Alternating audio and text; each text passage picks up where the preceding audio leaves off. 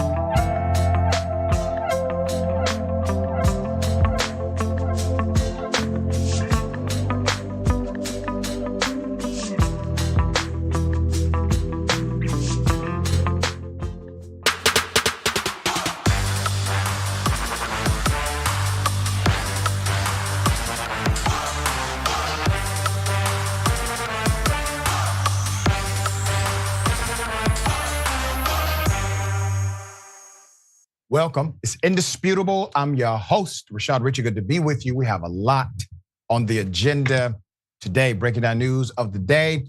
none other than comedian extraordinaire, Rebel HQ contributor, Ben Gleib, brother from another mother. Always good to have him on the show. Top story of the day, Donald Trump calls those who were arrested for trying to overthrow democracy hostages. Yes, hostages. In a related story, Sidney Powell, who also wanted to overthrow democracy, former Trump attorney, not only has she pled guilty, naturally, she has now paid money back to the state of Georgia for her high crimes. We got all of it. Let's put it up full mass. There he is, ladies and gentlemen. The dictator-in-chief wannabe, Donald Trump, former president of the United States, on Thursday referred to those jailed over their actions during the January 6th terrorist attack at the Capitol. He said they're hostages during a rally with supporters in Texas. Naturally, they ate this stuff up. Trump walked on stage at a Houston rally to Lee Greenwood's "God Bless the USA," as he typically does. But when he concluded a song in which Trump collaborated with a chorus of inmates detained on charges related to the January 6th insurrection began to play, and former President Trump stood saluting. Okay? Now, let me explain a few things at this point.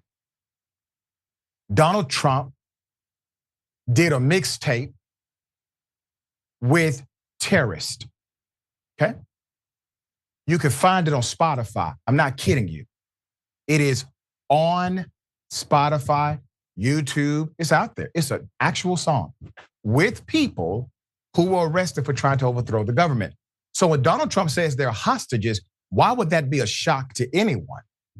The man has already given you the wink and the nod that he is absolutely in support of their actions. But remember, Donald Trump is also creating the ultimate win-win for himself. Trump being a clinical narcissist, he's not going to do anything that actually benefits someone else. If it does benefit someone else, it's only because it first benefits him. So the narrative of hostages sets himself up in case he does go to jail, in case he does get arrested, in case he does get found guilty. Well, what does that make him? That makes him the chief hostage of the United States of America. He's just a POW, a prisoner of political war, so to speak. There's more. Well, thank you. Thank you very much. And you know what that was, he said at the rally. I call them J6 hostages, not prisoners. I call them the hostages. What's happened? And it's a shame. In the song Justice for All, which was released on multiple streaming services in March, Trump is heard reciting the Pledge of Allegiance. The 45th president's portion of the mixtape follows a chorus of Jan 6 inmates credited on the song as the J6 Prison Choir, who sing the Star-Spangled Banner. The end of the song features the chorus repeatedly chanting, USA, USA. It's all propaganda, indoctrination, manipulation. Monday, raised from the song was reportedly directed to families of the Jan 6 mob who participated on the track. Trump has repeatedly expressed sympathy for rioters charged in connection to this terrorist attack. His supporters violently clashed with law enforcement, stormed the complex to try and stop the certification of the victory of Biden in the 2020 election. The former president has said he would consider pardoning some of those charged in connection to the Capitol attack. And he spoke earlier this year at a fundraiser organized for Jan 6 defendants. Trump himself is facing federal charges in Washington, D.C. over his attempts to remain in power after losing the election. And he is facing charges in Georgia over his efforts to overturn the state's 2020 election results. But he's still polling at number one. He still, in many surveys, many polls, he still defeats Biden. Polls are not predictions, they're snapshots, okay? Now let's go to the person who has pleaded guilty to her high crimes in connection to Trump. Put her up for a match. You're looking at former Trump attorney Sidney Powell. Georgia Secretary of State, Chief Operations Officer Gabe Sterling. Put up Gabe.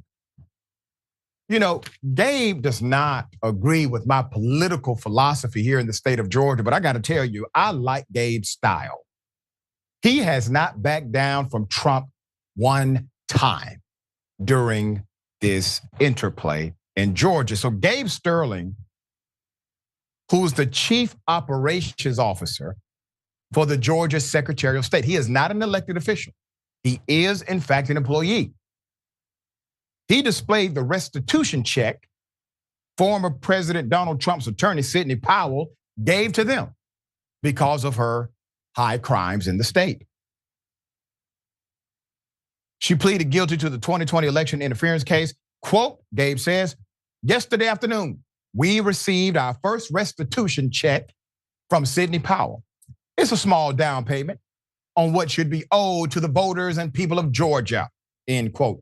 Sterling told reporters during a news conference on Wednesday. Deidre Dukes of Fox 5 did a great job on that story. All right, let the games begin. Who are the January 6th terrorists in the context of Trump's strategy? Well, he's their proxy, and they are his proxy. So instead of him laying out a plan that basically is a plan that fully embraces white supremacist notion, instead of just giving you the blueprint, A, B, C, D, he gives you a symbol. He gives you a scenario. He gives you a mixtape. If you don't get it by now, you never will. And if you do get it, well, we know what side of the fence you're on. Ben, thoughts here? So much in this double story. Firstly, I hope in the future when there's a Trump quote, you let me read it in Trump's voice, because it really conveys the idiocy to another level.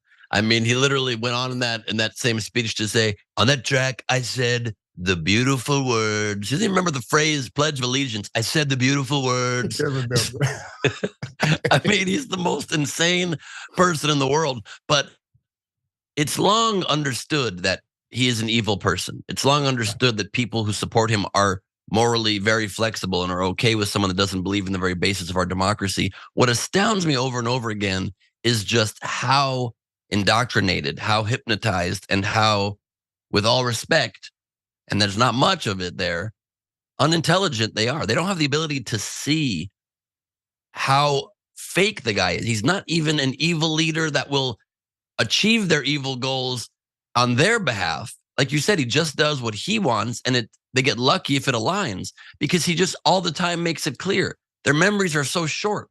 He says again, I'm considering pardoning some of the J6 people, but then he calls them hostages. If they're hostages, wouldn't you pardon all of them immediately? Right. Let alone rescue them? Why don't you go break in with your Trump jet and bring them all up to safety out of the prison they're in for the crime that you encourage them and go to them into doing?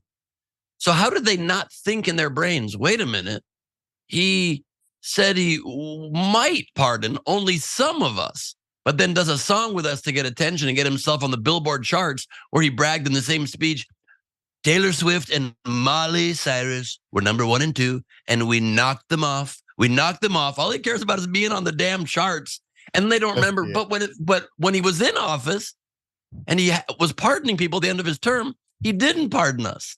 So maybe that's BS. So maybe he's just saying it to get elected again. Like, they don't even put together the basic pieces. nor the piece that his lawyer, one of his many, because so many quit and so many end up not wanting to work with him, so he has the bottom of the barrel to scrape from, people whose faces leak and people who look like they're being held hostage themselves while working for him, pleads guilty to election interference, writes a check. I'd love to know the amount, but writes a check for it. And Trump says it's all a scam, it's all a witch hunt. Okay. And I don't know if I'm familiar with how witch hunts go, but they normally don't come with barrels of evidence and guilty pleas and convictions. They seem to usually come with somebody saying, I'm not a witch, please don't burn me at the stake. So basic words. It's exactly what we were warned about in Orwell's 1984. It's, you don't believe what your own eyes show you. And once you get to that place, we are so far gone. Doc, I need stronger coffee. Yeah, we are here, dear brother, and we are in the twilight zone, as I proffer to my students. Okay. Submitted for your approval. That's right. A country full of people who are so far gone, their own brain don't function in the way they used to when they were You need to do the remake. Before the Trump zone. I do. I'm not against it. I'm a big Rod Serling fan because it's the only way I can feel like I relate to the country I live in lately. There you go. I still can't. This is so insane. All right. We'll bring you updates as they come. North Dakota GOP leader, where he said black people need to go back to Wakanda. Fictional place, yes. Put it up full mass. Yeah. Dave Rootman, the newly appointed executive director of the North Dakota Republican Party, is now officially no longer the executive director of the North Dakota Republican Party. He's on the outs. Well, here's why. They discovered that his X account, formerly known as Twitter, is riddled with racist and sexist tweets. Wait a minute, you all just figured this out? It was there when you hired him. There's more. It took only 10 days after he was hired to be the state's party executive for him to resign after those social media posts were found and reported. Let me give you background on the post. According to the reports by the Forum of Fargo-Moorhead, Rootman made, quote, dozens and dozens of ignorant social media posts, including comments underneath photos of half-naked women, jokes about women making sandwiches and pies, and the suggestion that black people should move out of the United States and migrate to Wakanda, a fictional African kingdom that was the setting for Marvel film Black Panther. It was reported that in response to a woman's post about relationship advice, he said, quote, here's a quarter, keep it between your knees, end quote. He approved groping women. And in response to another ex-user's post about whether an attractive woman in a photograph could make sandwiches, made a joke about making pies. He also commented, narcissist, in a response to a story about a black female reporter leaving a country music festival after a man called her a racial slur. So here's the response from the former executive director of the Republican Party of North Dakota. Quote, I believe the best path forward for the NDGOP is for me to take a different path, said Dave Rootman in a brief statement announcing his resignation. I wish them all the best. When reporter Rob Port posed a question about the post, he was completely unapologetic. I am a man who stands by his words, he told Rob Port. Put up some of the memes mocking the situation. So Dave Rootman said, about my replies to other people's posts on Twitter, oh no, anyway. And then he doubles down and says he is not concerned. I'm offended by something you posted, I'm not concerned. But you have to listen to me, no, I do not, etc. So let me give you background on him. So he joined X, the platform formerly known as Twitter, April 2022, and has been an avid user ever since. He was hired after the former executive director, Samantha Hawley, abruptly vacated the position in September due to her conflict with some party members' desires to exclude traditionally conservatives, Republicans in favor of Donald Trump loyalists.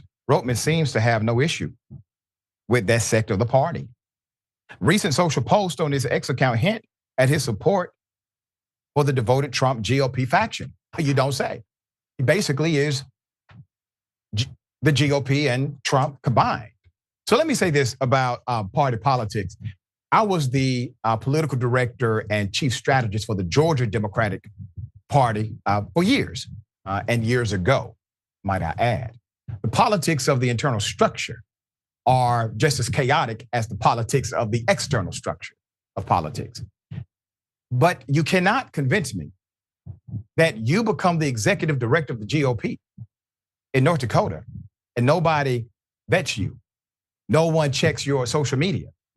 No one is aware of your political and social stance.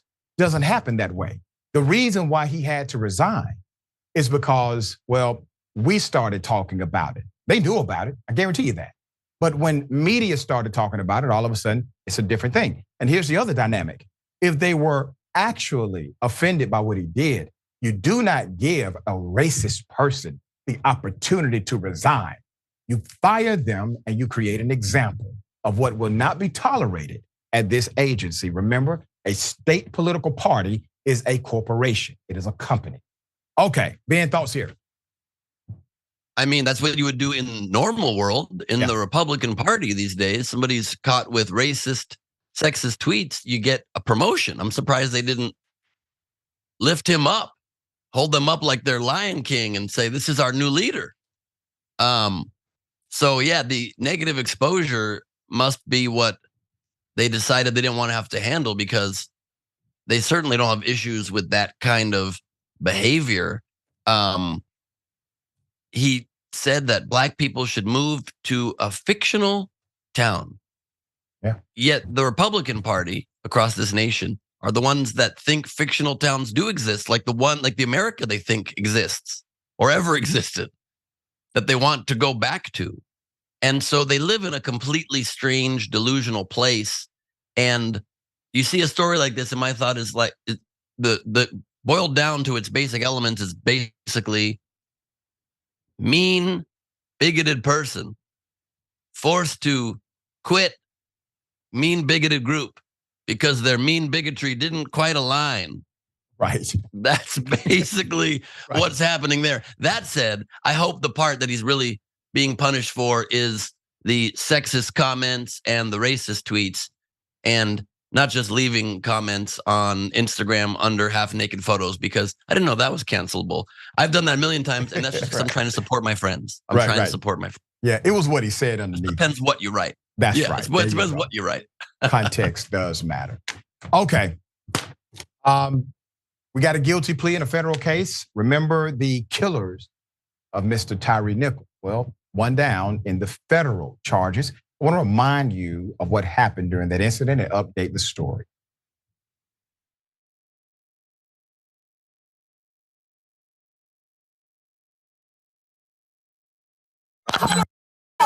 You get your ass blown the f*** off. Get the f*** up. Damn, I didn't do anything. Hey, I didn't turn your ass around. All right. On the ground. All right. Hey, you don't do that, okay? Get on the ground. Get on the ground. Okay. I'm tase your ass. All right, I'm on the ground. Lay down. Yes, sir. Please tase me. I think to tase you. Get on the ground. Lay down. One. Now. I'm tasing. All right. Okay. All right. Break your. Okay. Horrible individuals, all of them, every single one of them. Desmond Mills Jr. was one of the 5 former Memphis Police Department officers charged for the killing of Tyre Nichols. He has now pleaded guilty in a federal court as of Thursday, November 2nd, to charges related to civil rights violations and conspiracy stemming from the violent Jan 7th arrest. Now, keep his picture up. I want to highlight something. He pled guilty to conspiracy. Conspiracy in law means you have to possess what's called a meeting of the mind. You have to agree to a criminal act prior to the act being done, which speaks to a level of premeditation, or at least a culture of premeditation prior to the engagement. Nichols' parents reacted to the plea hearing outside of the federal court in Memphis with his mother calling the proceeding, quote, a start. And his father saying, quote, this is the first domino to fall, end quote. Let's put him up. Mills, along with his co-defendants, Emmett Martin III, Tadarius Bean, Demetrius Haley, and Justin Smith, were caught on body cam taking turns in the brutal beating of Mr. Nichols. The four remaining defendants will continue to face the federal court system. The charges laid out in the indictment via federal trial that's scheduled for May 6, 2024. All of them also face state felony charges. Let me remind you of what they did to this man. He never recovered. The officers were indicted by a federal grand jury on September 12th for charges including the use of excessive force that led to the death of another human being, aiding and abetting each other, and the excessive force failing to intervene to prevent the abuse, neglecting to provide medical assistance, and engaging in a conspiracy to conceal their misconduct. Let me give you more on Mills. So he pleaded guilty for his use of excessive force, his failure to intervene, which there is a mandate for that in the state, in the unlawful assault, and conspiring to cover up his use of unlawful force. He confessed to repeatedly and unjustifiably striking Mr. Nichols with a baton and failing to intervene when other officers also used excessive force against Mr. Nichols. He admitted that he witnessed another officer repeatedly hitting Nichols in the head while two other officers held Nichols down. He also acknowledged that he did not provide any medical aid to Mr. Nichols despite knowing that Nichols' condition was severe. In addition, Mills said he failed to inform the MPD, or Memphis Fire Department EMTs, about the injuries they caused Mr. Nichols. Mills also took part in conversations with other officers discussing the use of force against Nichols, intending to make him fall, and expressing the belief that they were close to causing Nichols' death when he did not fall from their blows. They were, in fact, torturing Mr. Nichols at this time. Mills said he lied to supervisors. He lied to detectives about following procedure. He submitted a false report claiming that Nichols was, quote, aggressively resisting officers. None of this was true. Mills faces 15 years in prison, will not be subject to parole in the federal system. He really should not see the light of day again. None of them. Now remember, Memphis told us, wait, the tape is so bad, we have to wait a few weeks before we show it to you. Police chief gets on television to call for peace, for people not to become criminals because of the news. Chief, you should have been addressing the criminals under your command, because the people you addressed in that city, well, they're not the ones who broke the law. Your cops did.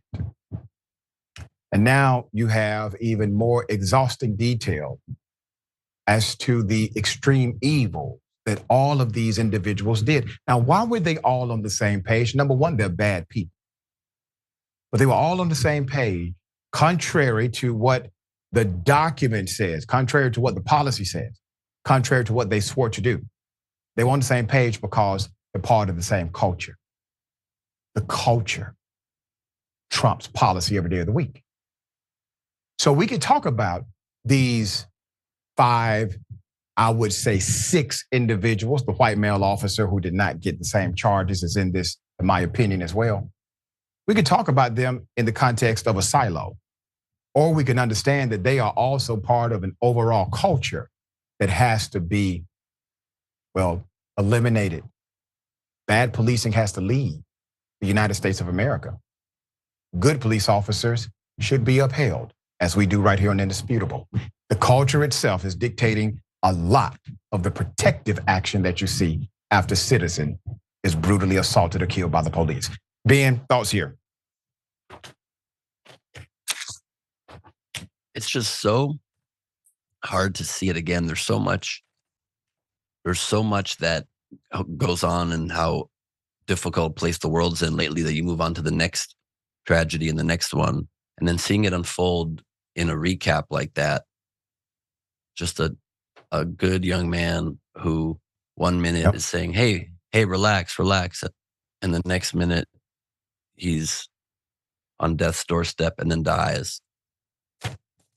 We just, this police officer, like, thank God he pled guilty and is facing the music, but just plead guilty to murder, admit to murder. Don't all these individual charges that make it seem more reasonable, even though you're admitting to a horrible thing. We just have lost our moral compass. We've lost our connection to common humanity. In life, you have to sometimes protect yourself with force when it's necessary. Other than that, you don't ever have to use force, and you don't ever have to, and you should never ever take justice into your own hands. That's the reason we have a legal system. And we need better vetting for police. We need better standards for humanity. We just have lost touch of how to care for one another and love for one another. It's truly heart-wrenching. It really is, man. It really is. All right, we got more. On the other side, it's Indisputable. Stick and stay.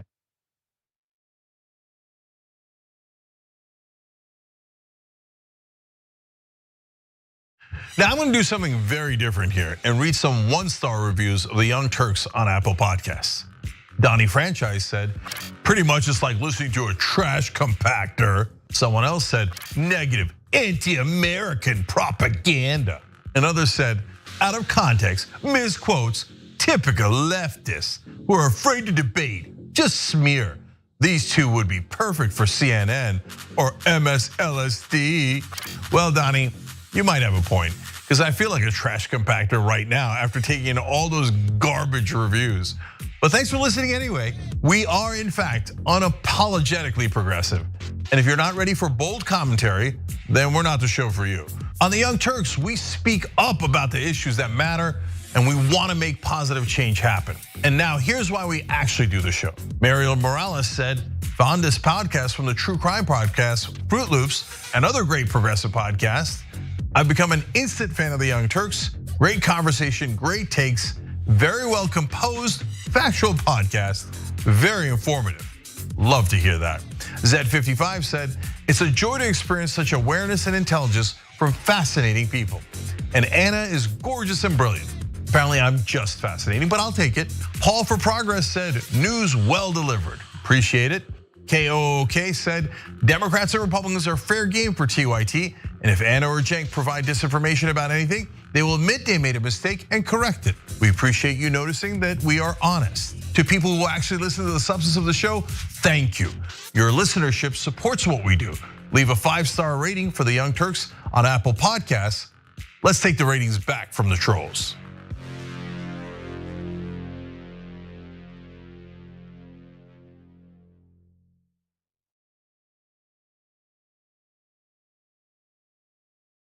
Everywhere you look, things are getting more expensive. Here at TYT, we understand this. That's why we're not gonna price gouge you or use inflation as an excuse to raise our prices. A TYT membership is not your typical subscription, but basic membership is still just $4.99. So what do you get for that price? For starters, you're getting exclusive programming, unique, exclusive designs from Shop TYT, access to a members-only chat, giveaways, emojis, and so many other amazing perks. But most importantly, you're helping to make an impact. As a TYT member, you not only help us do the shows every day, but you drive real positive change in the process. In 2017, we helped to start Justice Democrats right here on TYT. That's a group that got a dozen progressives elected into Congress. That's amazing, you did that. Your support also funds TYT's very own investigative reporting. Just recently, our reporters exposed the Fellowship Foundation and pressured lawmakers into boycotting that bigoted event. Isn't that amazing? We raised over $30,000 for Jackson, Mississippi, and delivered clean water to thousands of people in need. Our petitions, polls, and community of activists help keep the corruption of Washington in check. That's the impact of what just $4.99 a month from our members can do. And we're just getting started. Positive change doesn't occur overnight, but with your contribution, we can make it happen together.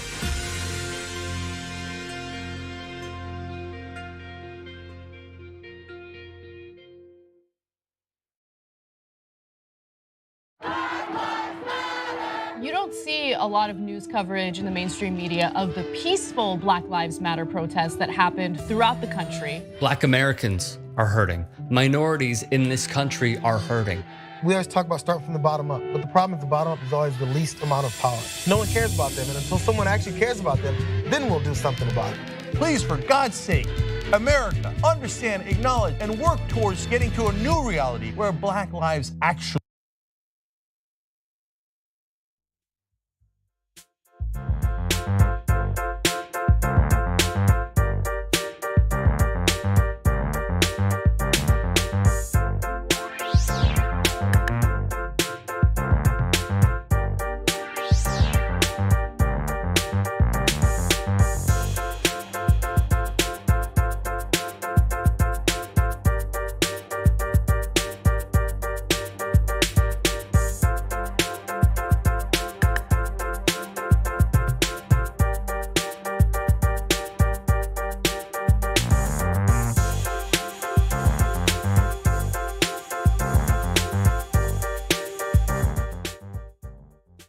All right, welcome back. Always good to be with you. We got a lot of comments. Before I go to the comments, let me remind everyone, Shop TYT.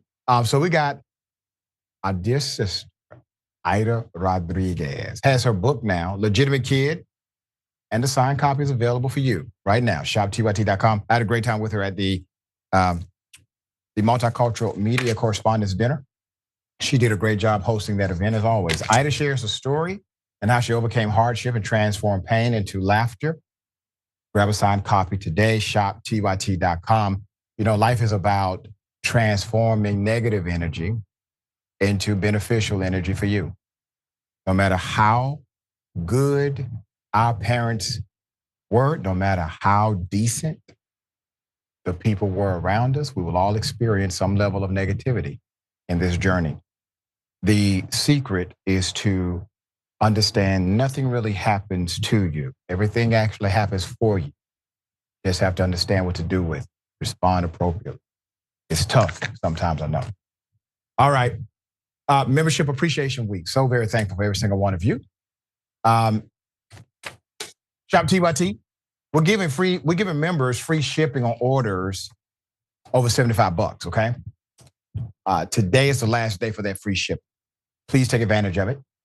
Find the code at tyt.com/notice. YouTube channel members, real easy. Just, you know, you can find the code on the YouTube community page. It's posted on Discord as well. All right, and don't forget to join me this Sunday, every Sunday, 1 p.m. Eastern time on Sirius XM Urban View. The Dr. Rashad Rich Review. I give you things you may have missed during the week and stuff you need to definitely pay attention to as you move into your weekday. All right, Trump calls Jan 6 prisoners hostages. Cray souffle, I like the picture. Imbeciles for Trump. Yes. All right, we got a lot. All right. We've got the best imbeciles in the country. Right. I love imbeciles. Some of the top imbeciles.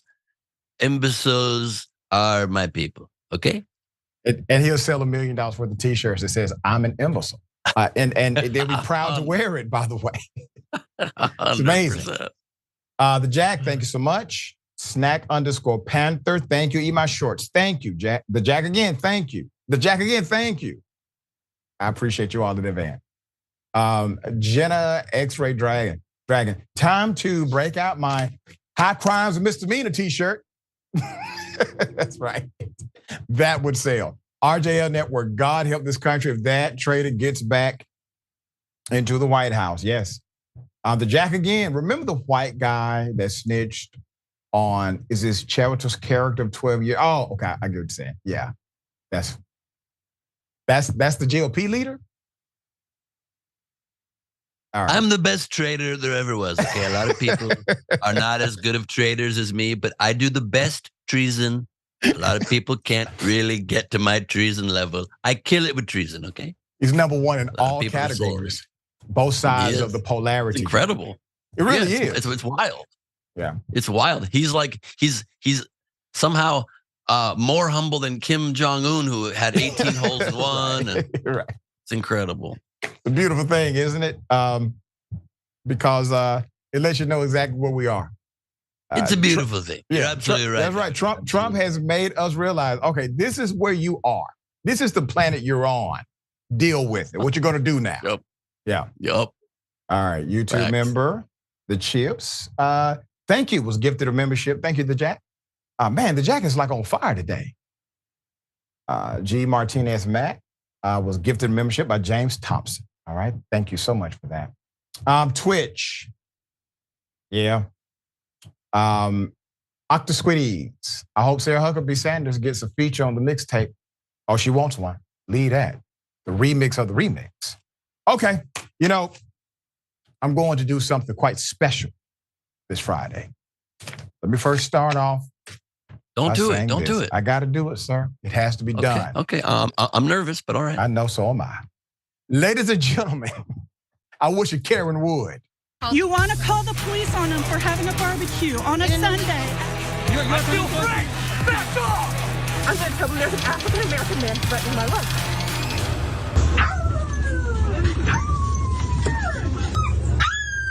My ear, bitch. What you want to do, bitch? No. What's that? What are you doing? What are you doing to everyone else in here? About everybody else.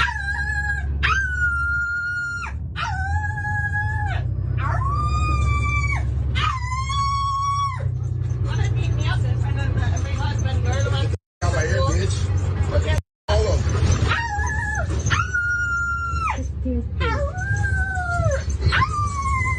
Get fucked. You think you can do what you don't want someone to do to you? You think you can do like that?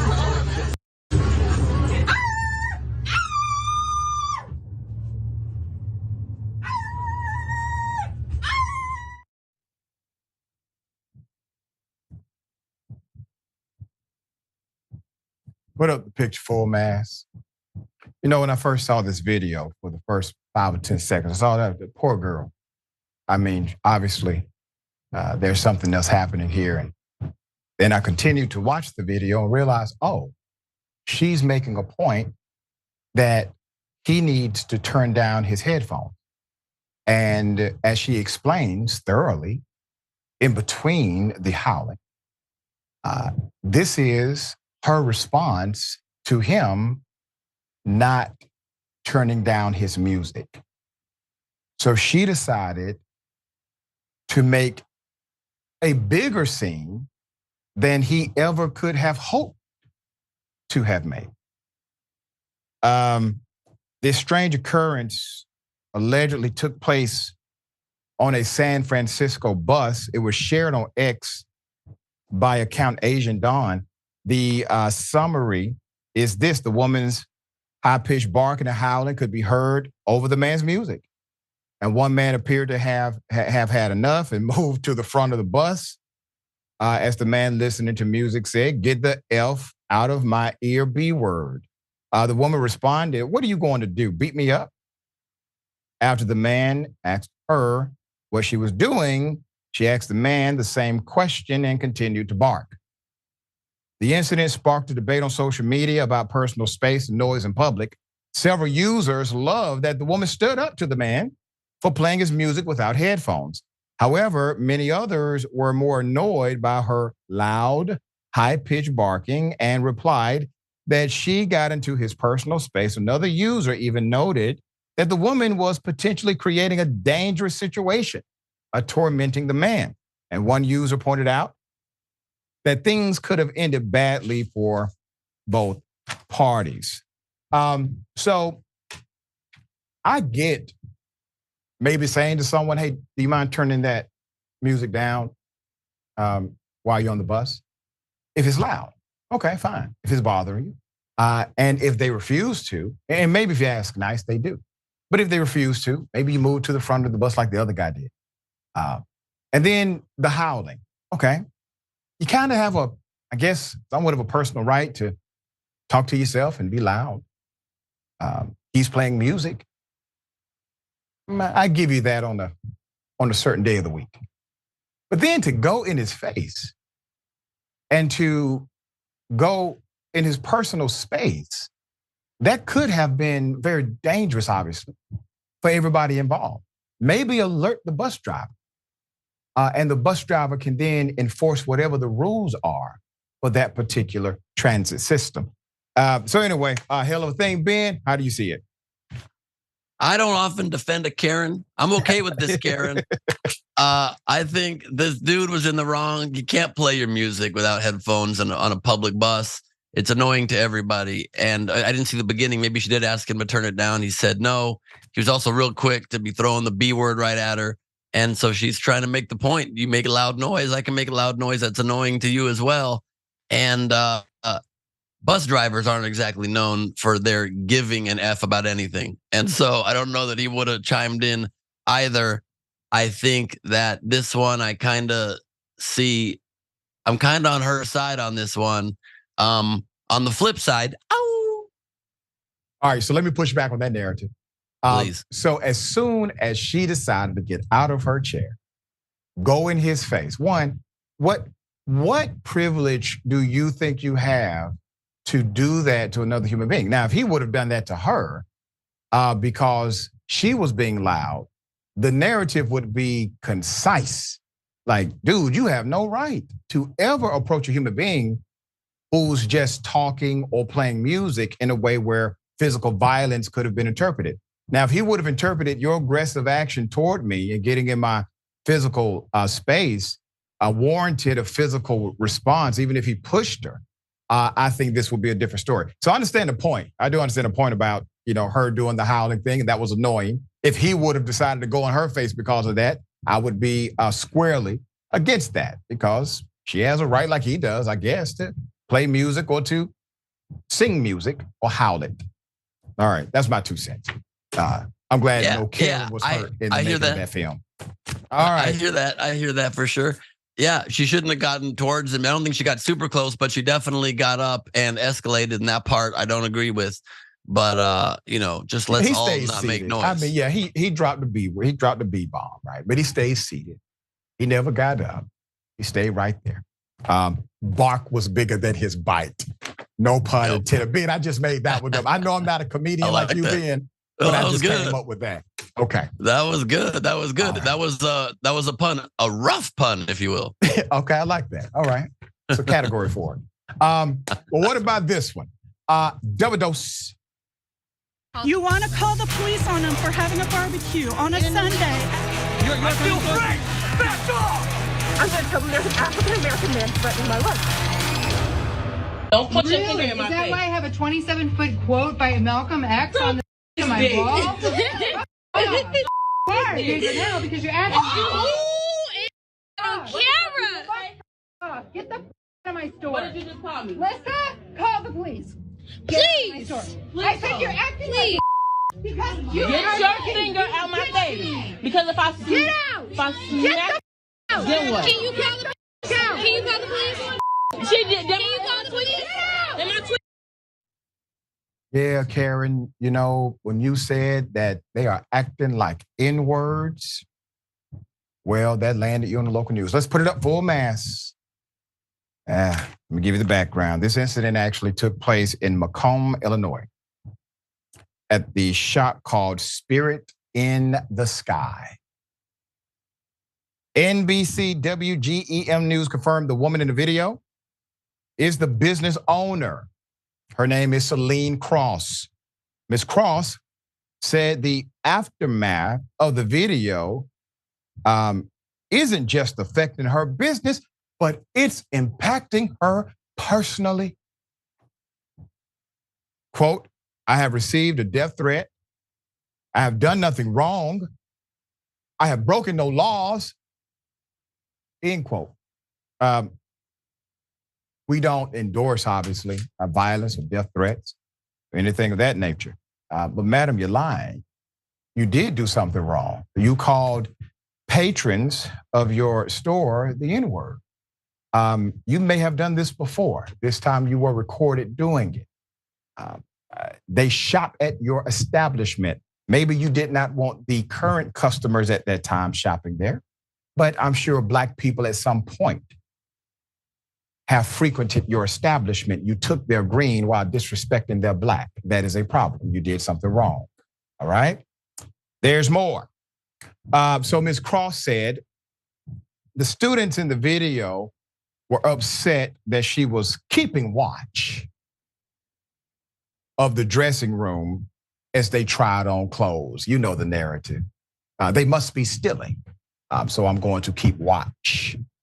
She said she would have done this with any customer, as she's experienced people stealing from a store and is working to prevent further theft. Ms. Cross said one of the students in the video was acting disrespectful toward her. Well, Ms. Cross, that's because she felt that your actions were disrespectful toward them for following them in the store. I've been there. Prompting her to ask that student to leave the store and not return. Cross said the student she asked to leave the store accused the shop owner of calling her a slur prior to the day the video was filmed. Cross said in the video, she was merely denying the accusation, not calling the student the N-word.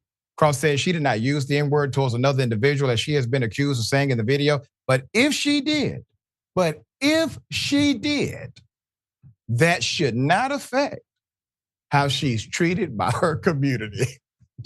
I'm trying not to, listen, I got to get through it, okay? The woman is actually delusional in my opinion, but there's more. Quote, there's not an asterisk on the First Amendment to say that one color person can say this particular word and another color person can't say this particular word, which I have been told multiple times by a particular color of person. That's what she said, y'all. By a particular color of person, that I can't say the word because of the color of my skin. In fact, that would be racist and makes them racist, not me, end quote. Do I really need to provide commentary for that? Okay, thank you. Let's go on, put them up full mass. So the mayor had to get involved. I mean, this issue goes deep. So now the mayor of Macomb, Illinois, his name is Michael Inman. So Mayor Inman said the business, by the way, is not registered with the city and is protected by freedom of speech and no laws were broken. So there's no legal action to be taken. The Chamber of Commerce issued a statement. The Chamber of Damn Commerce said, Spirit in the Sky is not a chamber member. Why did y'all have to say something? However, college students, parents, and residents gathered to protest the business. Cheyenne Henderson on the left, a senior at WIU, said she was there the night the incident took place. Quote, there should be no reason that anybody should be treated like this. But also, like Macomb, are you allowing this? Like, are you guys allowing the residents of your city to be treated this way? Henderson said WIU Junior, Angelique Craft on the right, was also in the shop that night and showed up on Monday to protest and seek a boycott of the business. Like a boycott, nobody shopping here anymore. I want a business completely shut down. End quote. Let's put them up. All right. Those are your activists. And now the business, Spirit in the Sky, has a 1.5 star rating on Facebook. You see their information present in case anyone would like to frequent the establishment in the near future. All right. I mean, the lack of awareness. I mean, this woman said, I did nothing wrong. And she said colored persons. Colored person can use a word that I can't use because of the color of my skin. And then she goes on to say, I didn't say it, but if I did say it, I mean, wow, ma'am, you let the news come and interview you? All right, Ben, this is a hell of a story. Thoughts?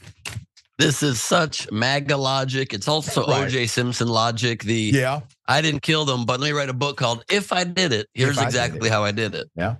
So, here's something that I have never understood, and you see it a lot. I've heard it so many times with people in the South. They will use the N-word pretty freely and then say, oh, but I have black friends, don't worry about it. I'm just talking about people that act a certain way. And I always say to them, you don't understand that if you don't like the way somebody's acting, you can use words to describe them that aren't based on race, right, and that aren't derogatory race terms. There are words that apply to all humans. You can say they're idiots, they are ignorant, they are mean, they are stupid.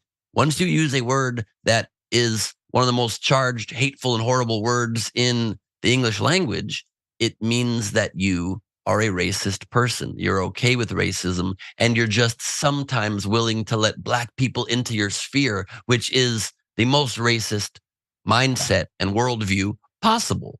I'm amazed I have to even say that, but there you go. There it is once more. She has a Malcolm X quote, and so she's allowed to be racist. But the MAGA logic of saying that it's racist for somebody who's the victim of racism to say I shouldn't be racist because that's infringing on my speech is just a mind twist so impressive that she could be elected president by 50% of this country. Yeah, that's the part, right? All right. Karen overdose. What? No. You want to call the police on them for having a barbecue on a Sunday. I feel free! Back off! I'm going to tell them there's an African-American man threatening my life. Oh, this is it. Don't take the whole thing. Don't take the whole thing. Thanks.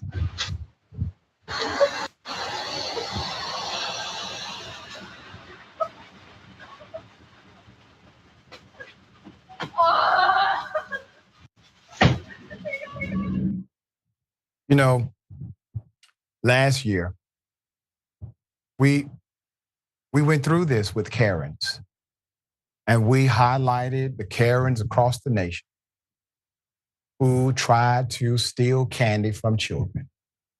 We highlighted the Karens who tried to take everything. We thought our coverage would have put Karenicity on alert during the holidays. It did not. Put up the picture full mask. Some interesting dynamics here in case anyone will say, well, did she really try to steal the candy? I mean, maybe she was just maneuvering it.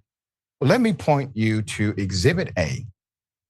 Once she was told, don't take all the candy, she literally put down everything and did not take one piece, which is indicative of the fact that she came there with one mission in mind: to take all the candy from the babies that were going to come after her.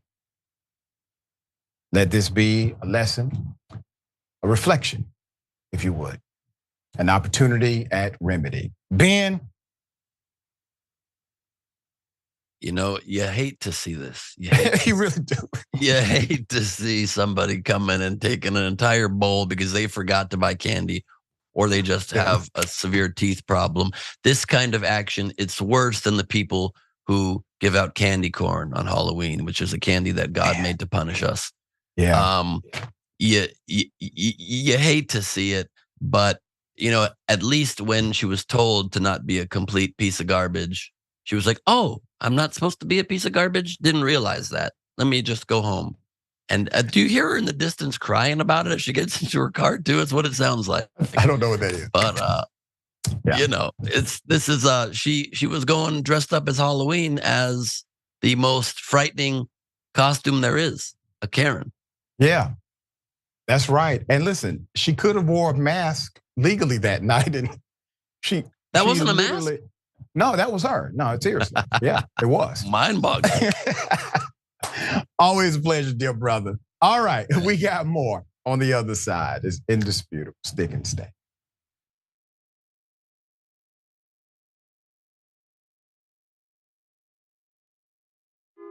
Hey everyone, Matteo Scarapore here, author of Black Buck, which is Shop TYT's first fiction book ever. I'm honored. So, Black Buck is about a young man named Darren who's living in Bed-Stuy, Brooklyn. He lives with his mom, he has his girlfriend, he has his best friend, he has his neighborhood, and his neighborhood has him.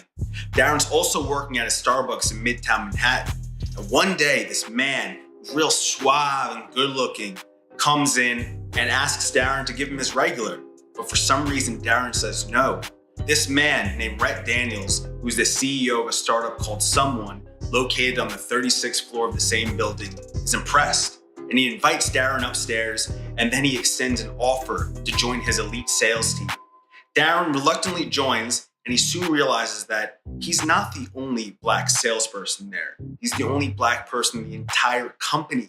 So he goes through hell and back in order to make it to the top. And once there, he has status, money, power, but he says, you know what? I don't like being the token black guy.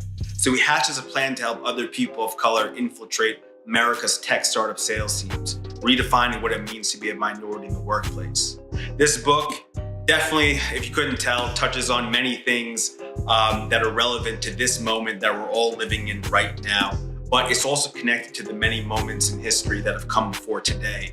I hope that you read it. I hope that you enjoy it. And if you want to order a copy, go to shoptyt.com. Thank you, be well, and happy 2021.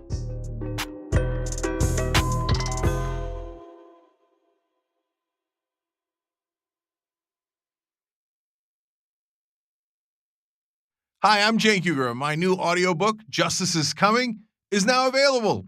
So you can start listening now at Amazon, Audible, or wherever books and audiobooks are sold. Don't allow the powerful to see you feeling hopeless. Even if you do feel hopeless, wallow in your pity and your misery. And I believe me, I do it all the time in the privacy of your own home, but never let them see that they're getting to you. Never let them think that we're gonna give up or that we feel defeated or deflated. You gotta put your game face on and you gotta keep fighting. The rest of the news media says you should not fight for positive change. If you do, you're not really a reporter or a journalist, because reporters and journalists don't care what happens.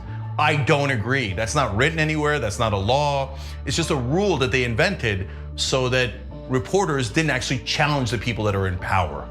Well, we don't agree with that. We think we should challenge the people in power, that actually makes you a better journalist, not a worse one.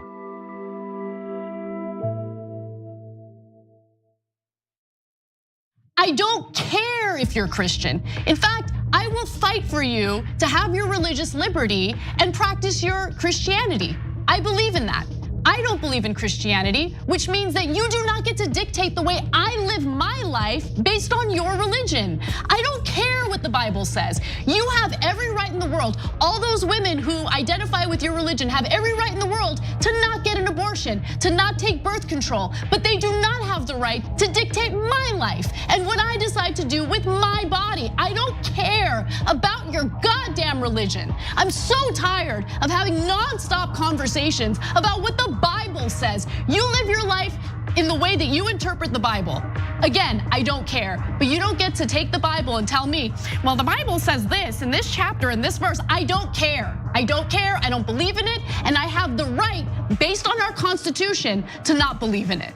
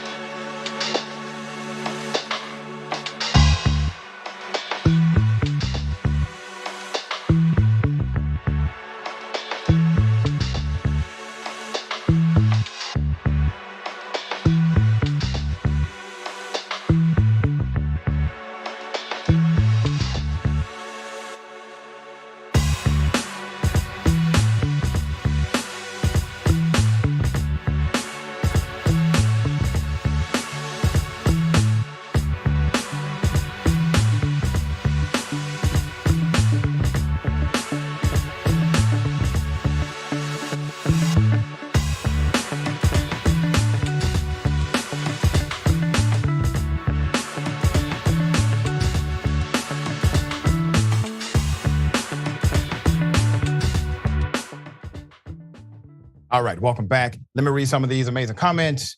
Okay, Craig Souffle. Is she high? Not meaning her pitch. I think I know what you mean there. Not meaning her pitch. And Colin Hutton, I thank you for that. The J6 Prison Choir sounds like a bootleg version of Jackson 5+1. LOL. I mean, they sound like a bootleg version of something way worse. Okay, and we have,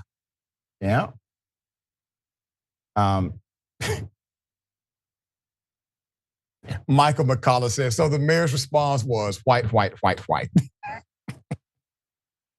I mean, the mayor came to the defense like, hey, no crime committed here. That was interesting. Why is the mayor even involved?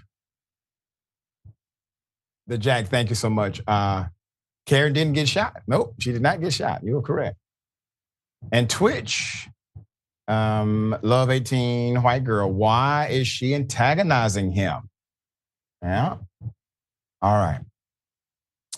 Okay. Hell of a thing.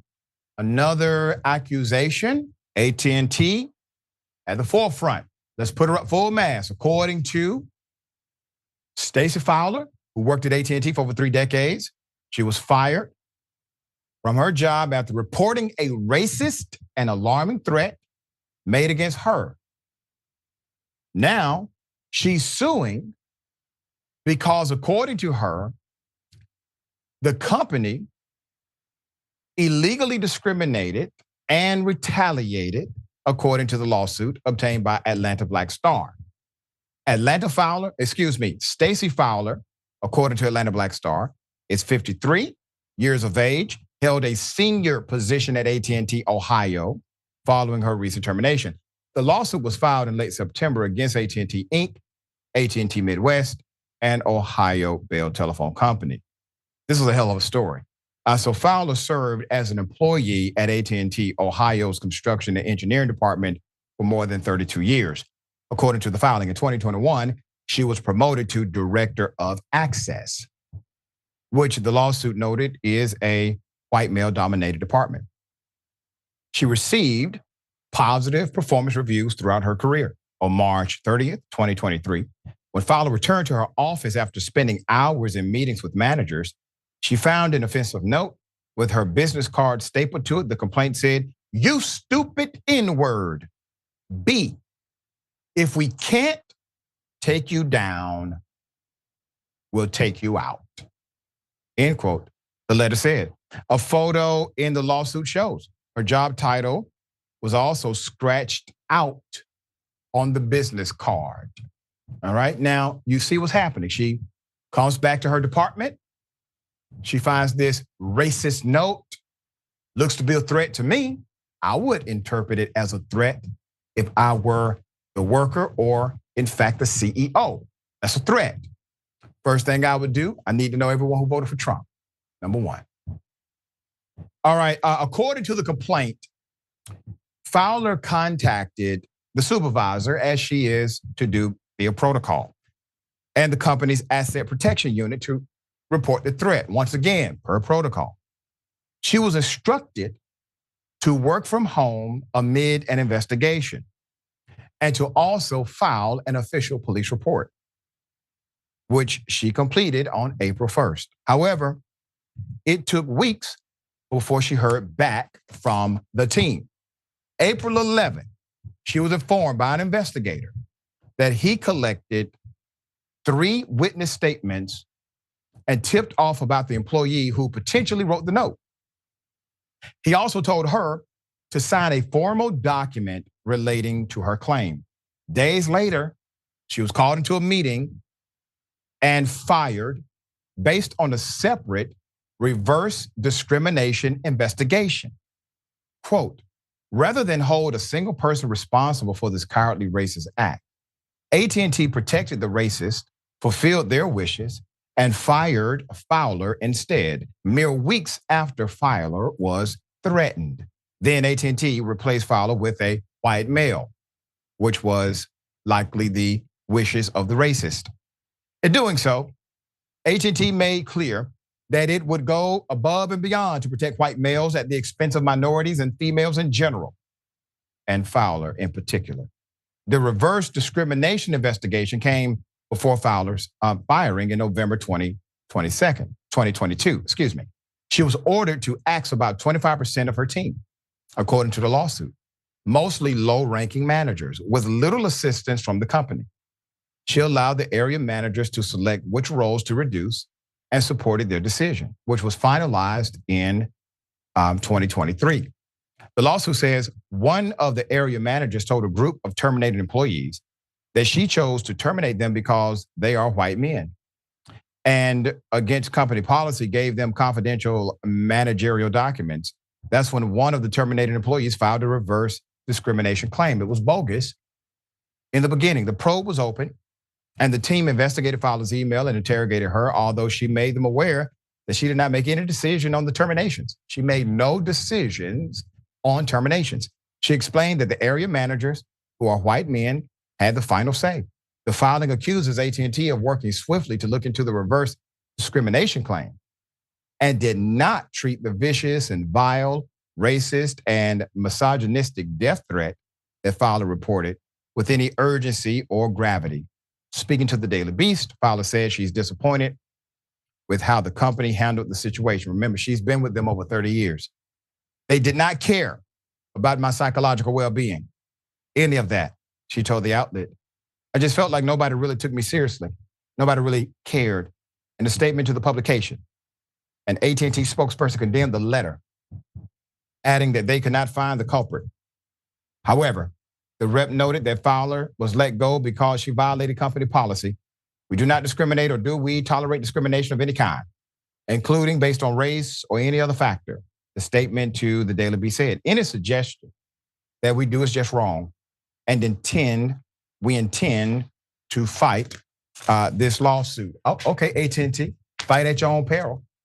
Because when all of those workers are under deposition, under sworn affidavit, etc., to testify as to the knowledge that they have of your particular practices, well, let's just say Pandora's box will open. We will bring you an update as the story develops. Got a question for you. Well, let's do this. Let's bring up one individual who believes that somehow him telling our very own David Shuster that he committed felonies is going to protect him from being investigated. All right, here it is. So what do you make of these criminal charges and moving around to classified documents and trying to overthrow the election illegally? Well, for one, you're talking to someone that was there on January 6th. He didn't try to overthrow the election, okay? What he tried to do was the legal way. And what actually happened was the staged coup that took place on January 6th so that they could take the electoral powers to actually certify the election. What Trump was trying to do was very legal. All these phony indictments is all gonna bite the Democrats in the butt because it had to happen to Trump first. This is so that the American people can accept it for when Trump comes back, and the revenge tour is gonna be the sweetest. You mentioned you were there on January 6th. There's some people who claim January 6th was Antifa or Nancy Pelosi. How do you know that? I was there. I was right there at, right there front steps. I was part of the first group that was there. I seen what was going on. I seen that everybody was standing there peacefully, singing Amazing Grace.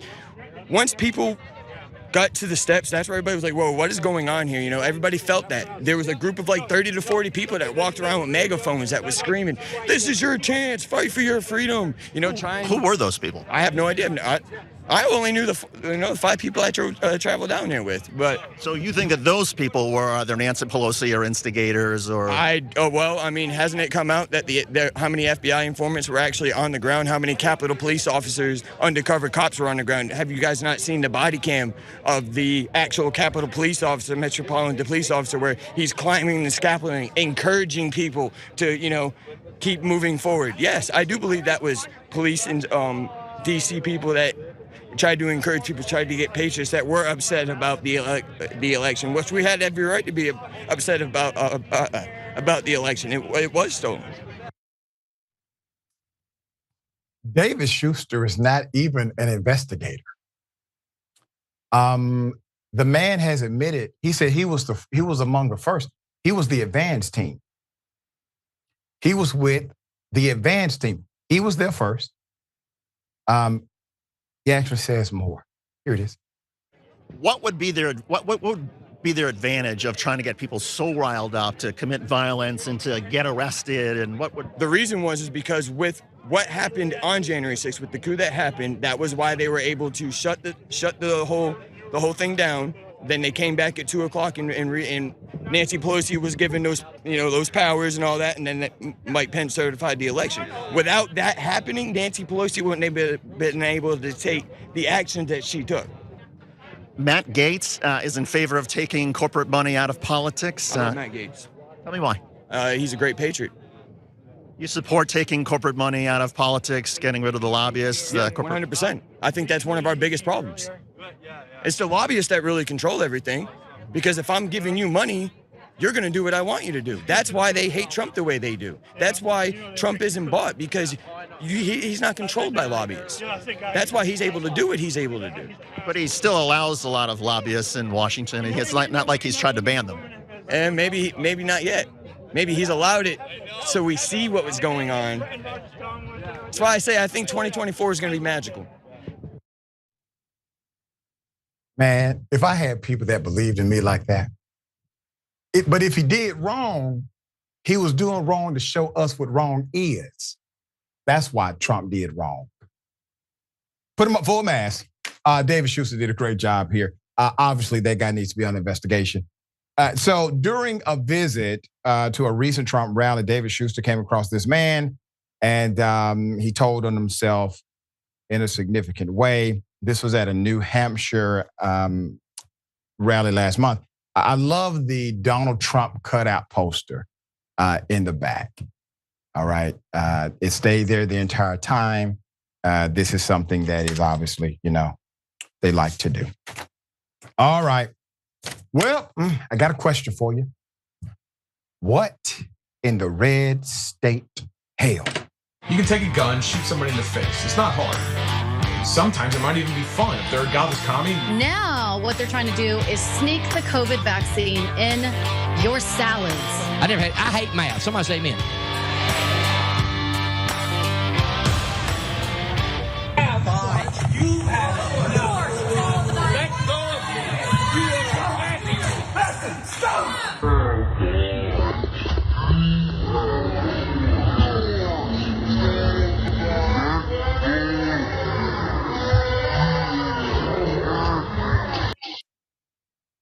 White on white crime has to stop. Put up the picture. This is getting out of hand.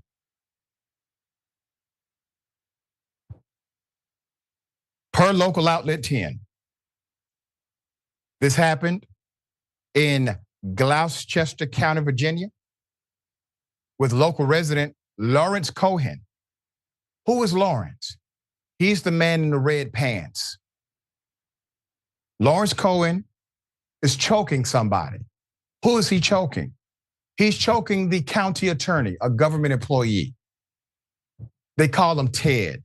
His actual name is Edwin N. Wilmot.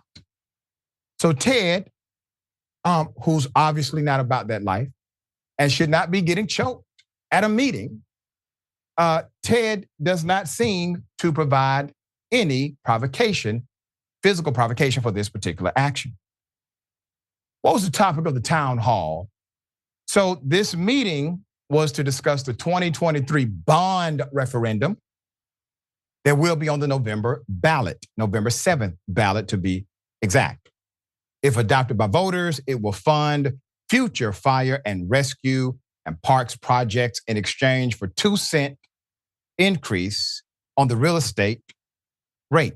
This was the second meeting scheduled by the county to provide information on the referendum. A vote no meeting on the subject, which was scheduled on October 10th, was canceled with no explanation. So what led to the choking? It began when Mr. Cohen got his turn to speak at the October 4th meeting. He posed a question to the finance director, then began to ask more questions related to the money. Ms. Steele, I'm trying to get a question out, Cohen said. Mr. Cohen, you need to stop bullying the staff. You may ask a question, one question, and that's it, Wilmot said to him.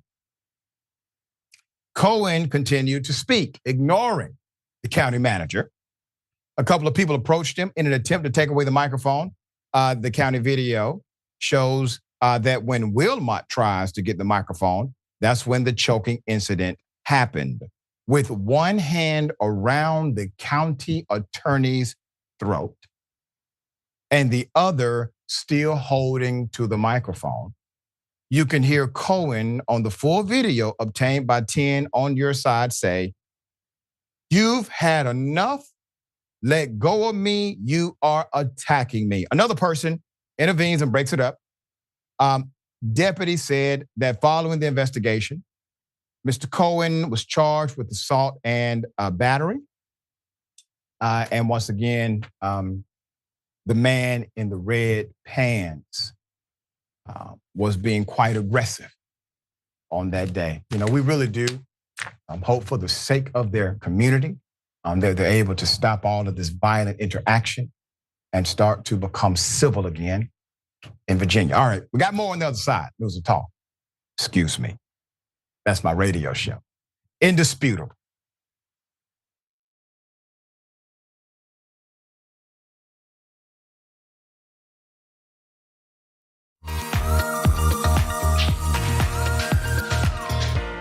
Magic.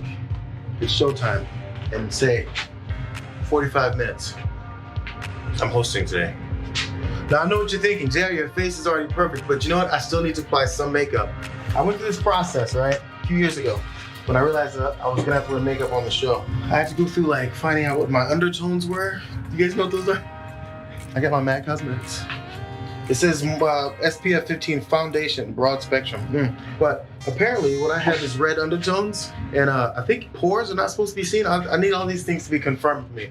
These sponge things don't work for me. You gotta use your hands. At least I do. That's how the magic really happens. So we're gonna go through a tutorial how to make the magic happen from beautiful to beautifuler.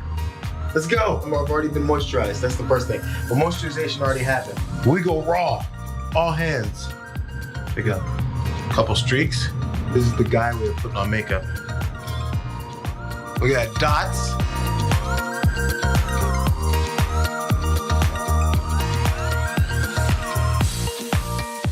There's some shiny points that generally happen. First of all, here we go. You dust here. I'm putting way too much, but you dust. Oh, get the excess off. You don't want chunky powder. There's like a T-zone, I think, right? Mine is a double T-zone. Because I went middle and another cross. Make sure your nose isn't all shiny. People get on you for it. You know, say, that's not a good point you made on there, JR. Your nose is shiny. You guys are picky like that sometimes. I think that's about it, fellas and ladies. See you guys next time. Bitsies.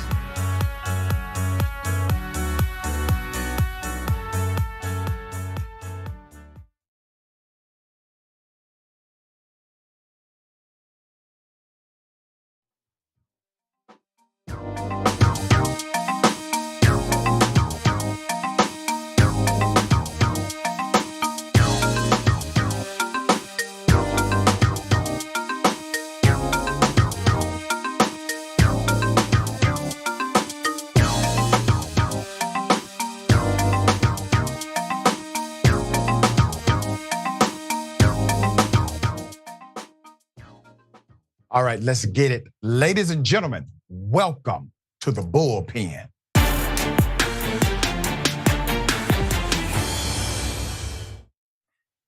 All right, in the bullpen today, he's back. Shelley Winter, dear friend, radio talk host extraordinaire. Just happens to be on the wrong political side. We try not to hold that against him too much.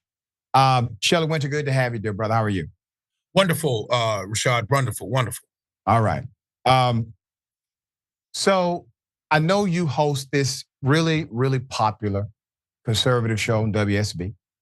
And the question is, why is it that those who are remaining in the GOP presidential race are so afraid to talk about race? They're afraid to talk against Trump. I understand that politically. As it still is a feckless leader, in my opinion, on either side. But why not be honest about racism in America? Why avoid that? Because if you avoid that part, you can't be trusted to affect remedies for it through policy if you ignore that it actually exists. So I think it's a relevant policy question.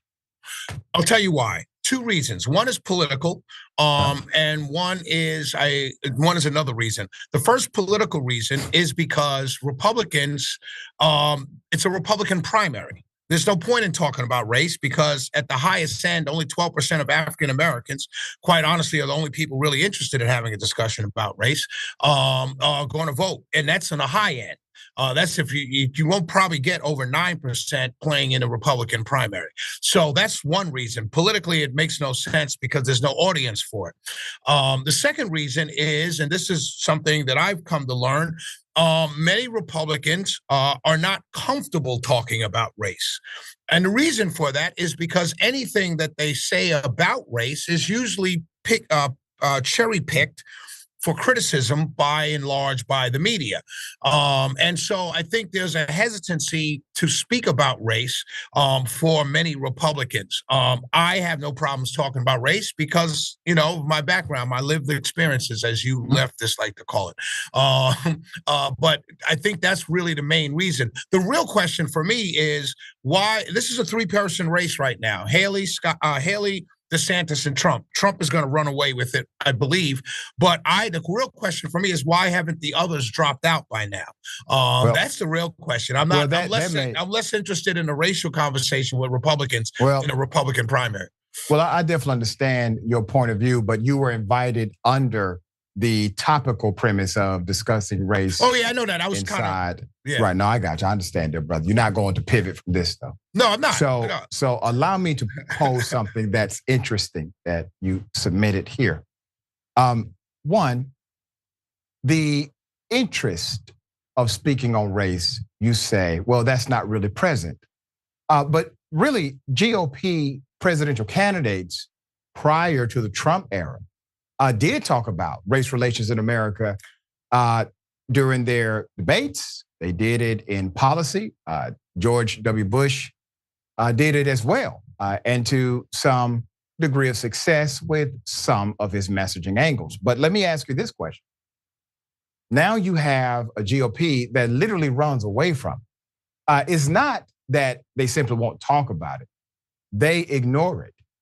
And if they're ignoring an actual dysfunction, what we would all call a social dysfunction in America that adversely impacts human beings, leads to the death of some people, leads to unfair actions toward groups of individuals. If you're telling me, well, it's because one is not political and two, they're not comfortable. That means that does a disservice policy-wise to the greater whole of America. So while they may see cause and effect relationship toward Black individuals only, the reality is that cause and effect permeates beyond Black people in America because it creates the dysfunction and it permeates inside of the culture of workplace, academics, et cetera. And it is a policy dynamic at the end of the day, and they're running for a policy position. I think everything that you just said, to be quite honest with you, and your brother, is completely caca, unadulterated caca. How? Every corporation has a DE&I specialist. I just did training. That's not true. Listen, I just did training. But that's not true. You just made a statement that's patently false. Every corporation does not have a DEI. The vast majority of the Fortune 500 have DEI training, personnel, and et cetera. I just went through here at my company an entire 2-hour online training that we had to do to keep our jobs, essentially, on sexual harassment, racism, sexism, everything. Well, so that's a legal liability issue. Right, exactly. So whatever reason they're doing it. But the point I'm trying to make is, for many conservatives, particularly Republicans, they don't see this vast monster called racism that exists in our country today. Let's just stop. You said. Can I answer your question, brother? Yeah, can I at least speak to your commentary that what I said was. I'm saying that you said this pandemic of racism that exists that kills some people. I never said pandemic. Okay. I said racism has led to the death of individuals. You have talked about it on your program as well. Right. So everything I'm saying is true. What part of what I said was caca? I'm telling you, what part of it is that many conservatives don't believe that this problem. Why do I care what they believe when because you're asking them to talk about it. Well, I'm posing. You're asking them to talk about it. So they you don't say believe my statement is caca because they don't believe a fact. They don't believe it exists. They don't believe a fact. But I'm caca. They don't believe a fact. No, they don't believe in the idea that it's ubiquitous. That it's everywhere. So that we even have to have. That's not what I said to you. You did say that. No, I did not say it was everywhere. I did not say that. What did you say it was? I said it's real. It's a fact. It happened. Yes. It permeates inside of the culture. It's a policy Sexism issue. Happens. Fatism happens. Homophobia happens. And there's hatred in this country on various reasons. But what makes my statement a fact, caca? Because what you're saying is you're attacking a group of people. You took it back to providing question. You're attacking a group of people because you're tying it to Trump, and you said going back, Republicans used to talk about racism. Wait a minute. They talked about it in the sense of policy, dear sir. Right. They actually created policy. Republicans actually signed off on legislation to create mandates for minority business inclusion inside of the federal government. Right. That's a policy. So you don't need that anymore. Policy dynamic. Right. So you don't need it anymore. Sir, understand my point. But you don't need it anymore. If they did it, I'm going to make my you don't point, need sir. it. My point. You're not letting me make mine. I'll let you respond. Okay. My point is really simple. We used to be able to have common sense conversations about things that were policy directives inside of our construct, regardless of if everybody in the party agreed with it or not. We still had the conversations. And for the most part, conservatives understood, we got some inequity issues here. Now, it seems as if the GOP, by and large, they ignore inequitable dynamics, including race, genderism, and the like. So why has that been now something they universally run away from today? They have not. And so I just answered that question because they don't believe that there are these massive inequitable outcomes. So when did that happen? When did they stop believing that? Don't invite me on and then not let me answer. When did they stop believing it, sir? They stopped believing it when they passed the mandates, the programs, when they stopped it. Look, I don't know. 1947. I don't know, Rashad. I'm saying they stopped it when they saw the policies being passed. Okay. There's no point. My point to you right now is they're uncomfortable having a conversation. There's no political reason for them to have the conversation now during a Republican primary. Okay. I'm sure if Trump is the nominee and Biden's the nominee, that when they have their debate, that will be a focus of the debate. That race will be a focus of the debate. Well, and not race, but policies to remedy racial discrimination. Policies around racial discrimination, all of that. Whatever you want to spin it as, there will be a conversation. How is that a spin? That's the actual job. Because you already have policies against hatred, sir. You already have policies against hatred. That's all racism is. Racism is a policy against hatred. You already have it. No, racism is not. Let me be clear with you about what racism is. Racism in the context of what we actually see in the culture is active discrimination. It's discriminatory bias. By who? Typically by those who are empowered to discriminate, such as a supervisor, a CEO, sometimes. Right. And so what happens when that person is racist to what? What happens when that person is racist? What happens when that person is racist towards their employee? 9 times out of 10. They either get fired or they get sued. Sir, let me be. I just went through the training. Okay, I'm glad you went through the training. And let me just say, this idea has already been fixed. Big ups to WSB for doing that training. No, I'm going to make my point that you interrupted. All right. So you may want to proclaim, well, people get fired if they're racist.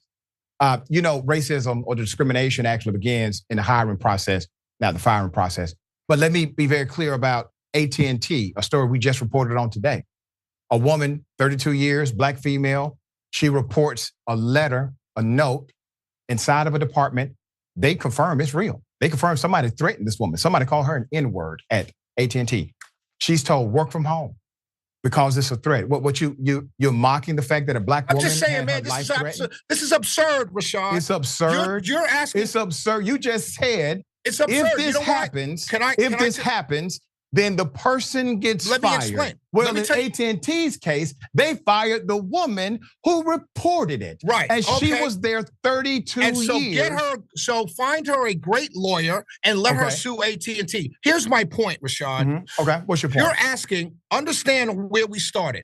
You asked me to come on here to talk about why the GOP doesn't talk about race. Right. And your example of what they should be talking about is a lady at AT&T. No, that's not my example of what they should be talking about. That was my example. Can you let me finish my statement, because of what you said? Well, you're not going to lie, dear sir, on my program. I'm saying that's what you're saying. So my example was a rebuttal to the BS you said about corporations firing everyone who's a racist. Right, so they fired her. So now she's gonna sue. So that's what I said. They'll either get fired or they'll sue. So in this case, she's gonna sue. My point here is, what policy should the GOP be discussing with the Democrat on the other side of the aisle about this issue that makes a discussion about race and policy? I'm very glad you actually brought the question to me. Right.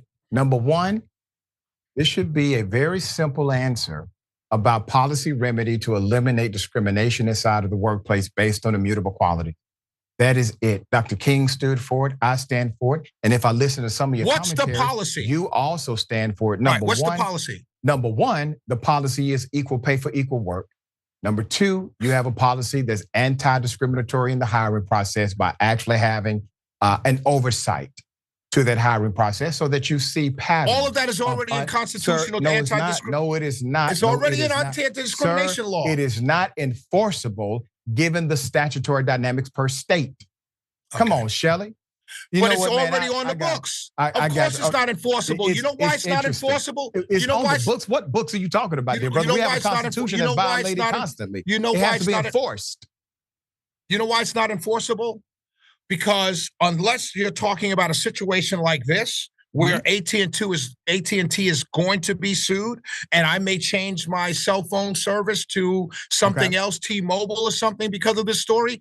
The fact of the matter is, like sexism, like harassment, like any other thing else, it is hard to prove. In your situation, the story you talked about, it's easy to prove racism. All right, so no. It's easy to prove it. It's also easy to prove bad management. It's also easy to prove. Shelley, I just want to respond. I appreciate we get the point. Now, what the government has jurisdiction to do, even outside of the statutory language, they have the jurisdiction to file suits against companies that have patterns of discrimination. They have the jurisdiction to look at your records based on discriminatory practices. Those are things that they have the right to do. Now, if Republicans are running for the highest position, the highest policy position in the land, and they're unwilling to talk about a policy dynamic that, according to the last Pew Research, has impacted 88% of black people in this nation. That is not a black thing, that's an American thing. Right, fair enough. Let me say this to you. All right. Let the government a little too tight, dear brother. You need to put that up in the back. Yeah, let me tell you, I was gonna say something about the mustache, but I'll leave it alone. Well, let me Go ahead, Chuck. Make your point, brother. No, let me make my point. If government is allowed to to sue companies for something like that happened at AT&T, which is disgusting. I agree. I wish I was a lawyer. I'd take her case tomorrow, right? But if government is allowed to sue companies for that, I'll tell you exactly what's going to happen. Big corporations are going to stop hiring African Americans. Well, they're already allowed to. Like, they already have the power to. And even under the Obama administration, it was aggressive. But you know what happened under the Obama administration? For the first time, the discretion or the dissension between what white males will pay, what black males will pay, what white women will pay, black women will pay, it actually shortened the gap because they so you know the facts, right? Yeah, so I do know. Corporations what corporations, if I was a CEO right now on your show of a Fortune 500, they will tell you that they're doing everything in their power. I see it every day here where I work. Well, they're doing everything. Some of them are being very good corporate and American leaders. Everybody isn't, and that's the thing. And AT&T is one. AT&T is a very good company, as one of the best companies to work for. They are probably doing very good too. I suspect that this happened at a level that's outside of AT&T corporate diversity efforts and all of that stuff. Well, it may be outside of corporate in the sense of headquarters. And now that people are talking about it, I'm sure something's going to work out we'll for this see. woman. I think something will. If nothing else, worst case scenario, she takes $1 million payout and goes on with her life. We'll bring you an update to that case, brother. I appreciate you being on the show. I'm getting a wrap-up signal from production. Yes, sir. Thank you, God sir. bless you, Rashad. God Talk bless to you. Have a great weekend, my brother. All right, you too, brother. Yes, Listen, sir. Sorry, I got a little heated. My bad. No, brother. It's all right, brother. All right. Always a pleasure. Remember, take care of yourself, take care of each other, take care of the planet. Remember, the truth is always indisputable.